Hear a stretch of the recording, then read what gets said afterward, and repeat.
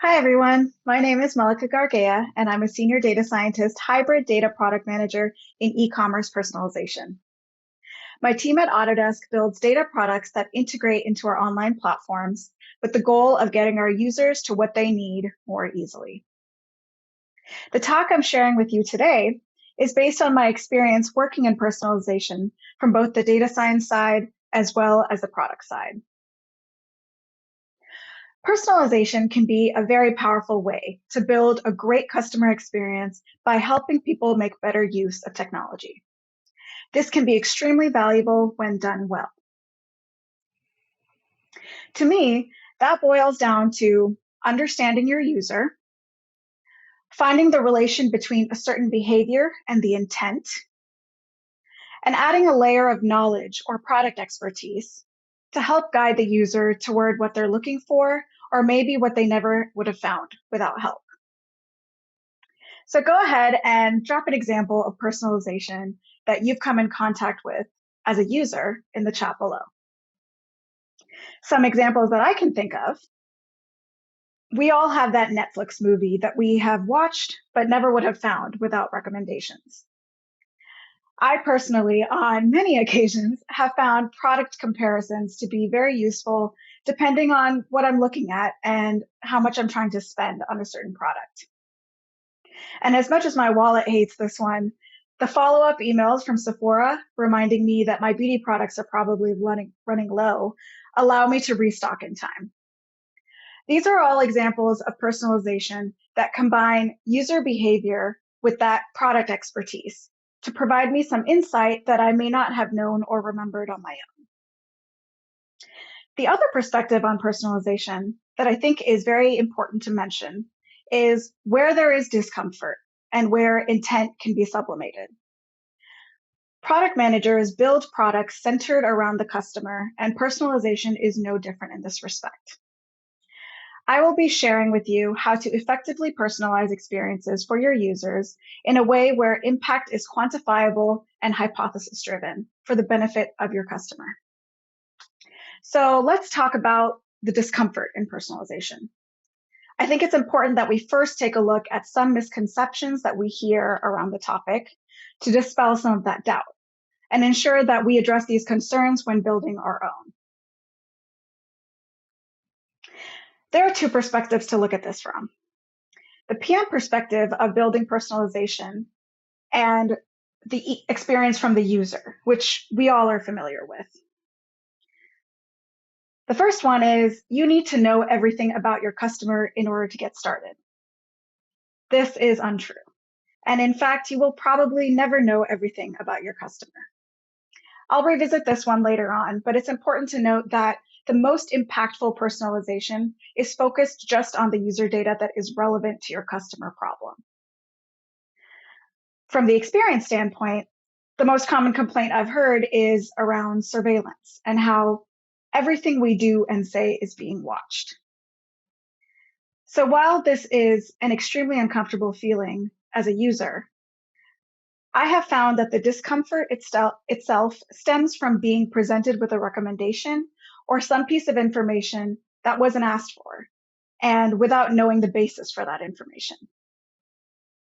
By nature, we don't want to feel watched or judged for our choices, especially by strangers. So likely, different pieces of user behavior may be gathered for different use cases. And while some use cases may be helpful, there is still a fine line between helpful and creepy. And here, consent is key. The best way to address this discomfort from the PM perspective is designing for the customer and being transparent. Did they agree to the recommendation or change? Do they feel like they knew what they were getting into? I'll touch on this one later as well when we talk about ethical considerations. And finally, the next one is superficial personalization. Some people confuse a simple name in an email or a happy birthday email as personalization. And while both of these examples draw on a user's information, there is no expected outcome, like higher customer satisfaction, that is related to this feature, if nothing else about the content is personalized. For effective personalization, the feature you develop is designed for the customer and tested with an expected outcome. The way I frame the personalization challenge is that we aim to give a user additional options to get what they're looking for more easily based on their behavior or attributes. The example I love to illustrate how we want personalization to feel to our customers is if you imagine a good customer experience without technology. You walk into a store and the salesperson approaches you. You say, "I'm looking for a dress." And the salesperson lets you know of new dresses they just got in, or possibly recommends a pair of shoes that would go great with the dress you ended up choosing. You get the gist. Essentially, they hear what you're looking for and add a layer of knowledge or product expertise to that and help you get what you're looking for faster and with some guidance. Now, an interesting point here is that in that context, you as a customer also have the right to say, "No, thanks, I'm fine. I got it." That agency over deciding what a user wants is something we need to carry over when building these experiences as well. So let's look at a fictional recommender problem. We have our user, Judy. Judy is an architect and wants to design 3D models for kitchens. She's heard of AutoCAD, as have most people, since it's Autodesk's most popular product. So she comes to the Autodesk website and searches for the product she's heard of. But that may not necessarily be the best choice for the job. So where do we go from here? And how is this a problem that is prime for personalization?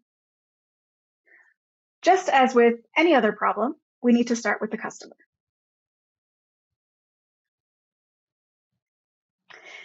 We empathize with what they're trying to do, and we understand the mindset to connect user activity with intent. Judy, like others we've seen on our website, has searched for our most popular product without exploring much into what might be the best product for her use case. So why is this a problem for us? As we align with business goals, we see that the connection between proximate metrics like, did this person download? Did they buy? To longer term metrics like average subscriber length is hard to directly correlate. But in this case, we know that there are users potentially buying the wrong product, which means they may return it, or they could possibly have a short average subscription length. And this is a problem for longer consideration. So here we've connected our customer problem to a business goal. Now, what are we seeing in terms of user behavior? To design an experiment for personalization, we have to have an idea of behavioral trends, user segments we want to target, and the opportunity area. How many people fall into this segment, and what is the opportunity to help them? Behavioral data is found through explicit and implicit inputs. Explicit feedback can be things like ratings, reviews, or a thumbs up or a thumbs down. Implicit feedback, on the other hand, can be page visits, clicks, or time spent on a page, things like that.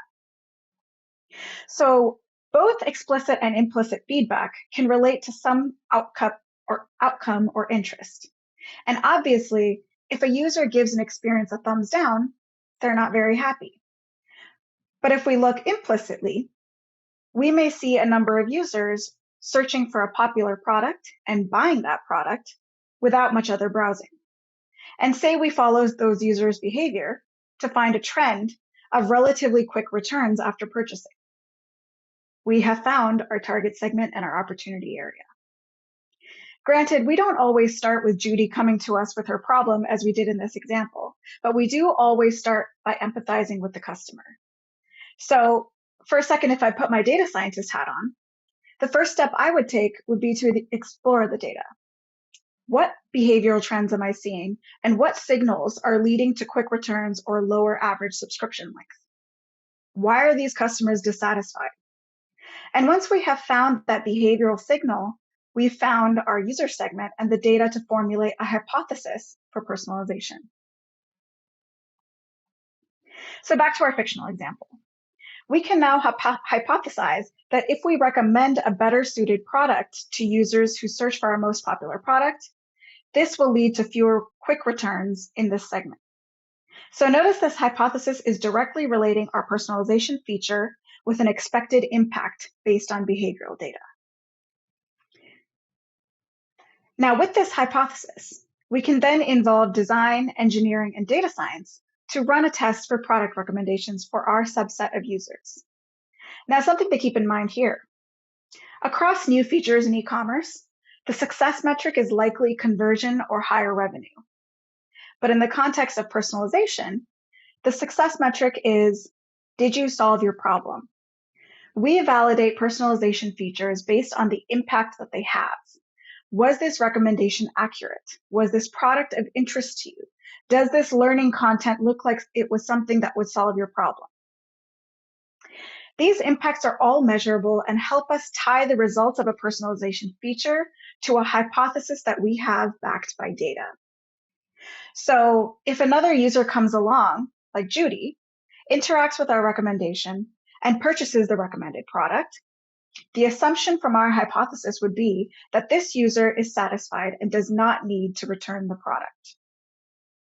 Obviously, if we see the trend in quick returns after purchase has not changed as a result of the interaction with our recommendations, we need to step back and revisit the hypothesis in case there are other variables at play, or possibly fine-tune our recommendations. But this process of evaluation is iterative and very valuable in ensuring our personalization feature is truly helpful to the user. And when we see our recommendations having the desired impact for our users, we can move our recommender to production and continuously track. So while this example we've gone through is fictional, that is a personalization success story, going from a customer problem to an impactful solution that has been tested and proven to be a benefit to the customer. So what differentiates this version of personalization that aims to build a good relationship with the customer from some of the misconceptions we discussed earlier? Number one is privacy by design. Go in with a clear intention, involve only the relevant data, and develop a feature that has a positive impact for your customer. And keep in mind, while doing this, you will never know everything about this customer. You will understand a piece of them, and it's our responsibility to stick to that piece that solves their problem. So defining the scope that directly addresses the customer problem is key to privacy by design. Next is the other end of this argument, off-the-shelf personalization, or generic models that aren't trained or customized on your user data. Off-the-shelf personalization introduces user data and biases into your product, and this makes impact difficult to measure. And most importantly, it isn't designed around your customer. Next is providing users a choice. Give them agency over whether they want the help or not. And if they don't want the help, give them a clear way out. In design, focus on the product, not the customer data. There's something innately creepy about seeing this was recommended to you because you bought these exact 3 things in the last week. To avoid causing any discomfort about feeling judged or watched, focus on the helpfulness of the product and not exactly what was used to get there when designing the feature. However, in the same vein, fairness, accountability, and transparency are central to ethically built personalization. Be sure to evaluate your personalization features to avoid any biases, monitor models in case they aren't working, and allow users to provide feedback. Finally, it's important to make it clear to users that automated predictions are being made. A great example I've seen of transparency is what Instagram and Twitter do around recommendations. If you go into your settings on Instagram, you can see what your ads are based on, so you as the customer have access to the data they're using to provide you those recommendations. As you've probably gathered by now, this process of identifying behavioral trends, developing a hypothesis aligned with business goals, designing transparently, and providing personalization possibly in real time, all with the customer in mind, involves a multidisciplinary team. When building the ideal team working towards personalization, there should be data science, engineering, design, content, analytics, user research, and product. Truly, in my experience, I've found personalization to be the perfect blend of art and science, since it allows us to understand our users based on how they behave, not what they explicitly tell us, and build an experience to make them feel supported. Thank you all for attending, and I hope this talk provided you with some useful nuggets of information about personalization, where to start, and how to build these experiences with data ethics in mind. Please do drop by the Q&A if you have any follow-up questions. I would love to hear them. Thank you.